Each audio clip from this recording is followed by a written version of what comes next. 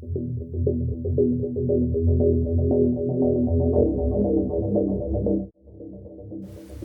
everyone, and welcome back to my channel. Today I'm going to be reviewing the third Resident Evil movie, Resident Evil Extinction. Released in 2007, Resident Evil Extinction starts off with what seems like a nightmare that Alice is having, acting as a recap of events so far that led up to this film. But we find out that in fact Umbrella have been cloning lots of Alice's and testing them to see how far they can get in a kind of obstacle course resembling the mansion house, lab and hospital. We see outside that we are now in a desert in Nevada and learn that following the events of the last film that the T-virus has spread worldwide and the whole globe has been infected and the whole world is now a desolate wasteland devoid of life except for small groups of survivors. So I guess they nuked Racoon City for no reason then and it just spread anyway. So this is where the films have completely departed from the game's settings and have now pretty much stopped being a reference to them, now having a post-apocalyptic setting instead, which is a shame, but we'll just have to see where they go from here. I've never seen this film or any of the ones after this, so I'm going into this film series completely blind from this point onwards. We then see what Alice is up to. She's not with the other Racoon City survivors anymore and is on her own, now a nomad travelling around on a motorbike and helping survivors as much as she can. She responds to a distress call over the radio, but it turns out to be a trap, but she turns the tables on them and pwns them, which was funny to see. Then we cut to a Mad Max style convoy of buses, vans and 4x4s, and the occupants are Carlos and that other guy from the last movie, LJ I think his name was, and some new characters including Claire Redfield, who maybe looks a bit like her, but if it wasn't for her name you'd have no clue this was supposed to be Claire. I think they should have at least given her her iconic red denim vest just to make it look a bit more like her. So she's kind of like the leader of the group. You'd think Carlos would be the leader, seeing as he's a trained soldier and survived Racoon City, but I'm not sure if this Claire was even at Racoon City. It didn't say, or if it did I didn't catch it, but I don't think it did. The other new characters are pretty much just forgettable cannon fodder without any personalities. The only goodie who doesn't return in this film is Jill, who's nowhere to be seen, and also that little girl who's not in it either. We then cut to the inside of the Umbrella facility, underground like the Hive was, and we see Albert Wesker and some Umbrella guys as holograms in a meeting. The Wesker actor looks a bit like him, sunglasses and blonde hair, but his hair's too short, it should be longer and slicked back. We learn that that Umbrella scientist from the last film is the baddie of this film, and he wants to use this new stuff they've developed to inject into zombies in an attempt to restore some of their humanity, to make them docile and to then domesticate them so they can be used as slave labour and humans can return to the surface again. The setting seems to be like a mashup of Mad Max and The Walking Dead, with the desert and old vehicles and groups of survivors trying to stay one step ahead of the zombie hordes and find somewhere safe. I'm not really a fan, to be honest. Now Racoon City's been nuked, they could have maybe explored one of the later games settings for this film, maybe Rockfort Island, or I would have liked to see it have been set in the Arklay Mountains maybe. It would have been cool to see some more zombified wildlife, maybe a bear or something could have been scary, but they decided to go with this desert setting.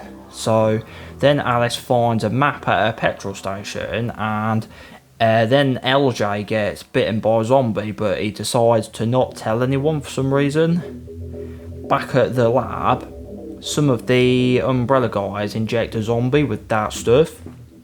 At first it works, and the zombie doesn't attack them, and even seems to remember what a mobile phone and digital camera are, but then he gets angry and kills 2 of the scientists, but not the main bad guy. When the zombie escaped, it just threw off its shackles with no effort for some reason, which was weird and felt a bit cheap. They could at least maybe have had the bad guy maybe unlock them, as he's so confident it wouldn't attack them. Then we see the group of survivors talking and setting up camp, and Alice can teleport stuff in her sleep and destroys her motorbike by accident, so now she has to walk. Then at the group's camp, there are lots of zombie crows. They attack and pwn some of the people, but Alice investigated the large gathering of crows and saves them by using her telekinesis to redirect some fire up and kill the crows. Then they decide to follow the map and go to Alaska. We see the guy who got bitten is still hiding it and keeping it secret.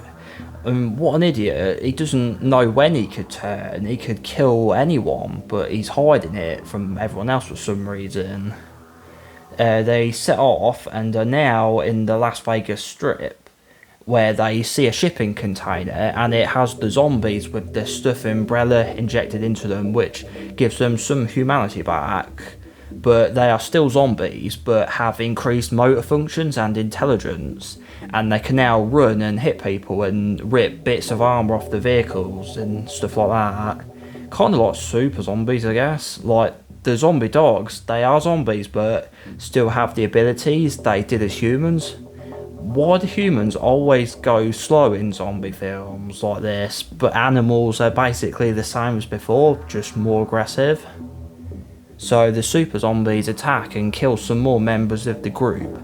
We're supposed to care, I guess, but most of the characters were just boring, unmemorable extras I could hardly tell apart from each other. I actually found it more funny than anything seeing them get killed. And then LJ turns into a zombie and bites Carlos. Like, what an arsehole. Carlos was the one who saved him from the zombie that bit him, and since he didn't tell anyone, he's turned into himself and bit Carlos. I did think this was a bit out of character for him, as he seemed like he'd do the right thing in the last film, but I guess they didn't want him to appear in every film after this and just needed to kill him off. And then the Umbrella satellite shuts Alice down, but she uses her power to damage the satellite and continues on and kills some bad guys who were in a tent with their computers monitoring what was happening. But the main bad guy gets away in a helicopter, but Alice knows it'll be tracked so they can see where it's going. Before he escaped, the bad guy got bitten by a super zombie, and when he gets back to base, he injects lots of the T-virus into himself and becomes a mutant.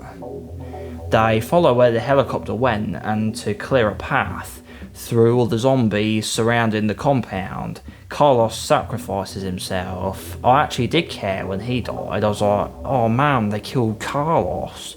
But at least he went out as a hero. Then the group get into the compound, and Claire knows how to fly a helicopter for some reason and flies them all away. Why do they always do that in games and films? Like, one random person always knows how to fly a plane or a helicopter, even though there was no mention of it until now. It's not like driving a car where just anyone can just get in, turn the key and push the accelerator pedal. It takes lots of training and experience. Like, a character will have a totally unrelated job but conveniently knows how to fly an aircraft. I'm sure being a pilot pays more than what their normal job is, so if they can fly, why isn't that their job? I think it's just bad writing. But Alice doesn't go with them. She goes into the lab and fights the bad guy and defeats him. The way she defeats him was actually kind of a cool callback to one of the previous films. I won't spoil it, but I thought that was pretty cool. Then, as the film ends, we see Wesker in another underground facility, showing us he'll probably be the next baddie in the next movie. So I thought Resident Evil Extinction was an alright film. It was actually the opposite of the first two films in that they both started off good but then got worse. However, this one started off boring but then got better the further we got into it. It's a shame they stopped following the games, as the first two were loosely based on the events of Resident Evil 1, 2 and 3, but this one doesn't resemble the games at all really. It's post-apocalyptic now. I really wasn't keen on the setting with the whole Mad Max look. I just find that stuff boring in my opinion. It started off boring and I wasn't enjoying it at first, but it did get better once stuff started happening. It had some decent action and the special effects looked better than the first two films. I give it a 4 out of 10, pretty average, kind of entertaining, but it was boring for about first half of it. And it has little to do with the games. They just put the Resident Evil name on it to make it sell, I think. Thanks for watching my review. I hope you enjoyed it. If you did, make sure to like the video, leave a comment and subscribe if you're interested in seeing future videos from me, and I'll see you next time.